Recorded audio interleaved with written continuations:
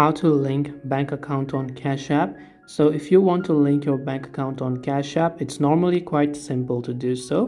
You have to go and open up your Cash App and make sure that you are logged into the account where you want to link your bank accounts.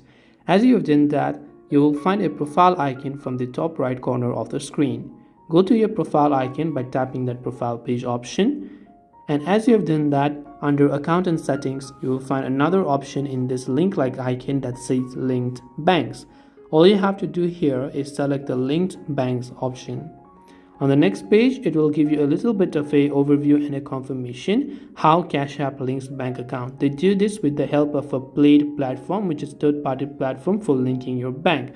Plaid will also have access to your login details and data collected from your accounts and will share your data with Cash App for reasons including transferring money between your bank account, making sure you have enough money to complete transactions, and helping to prevent fraud and others.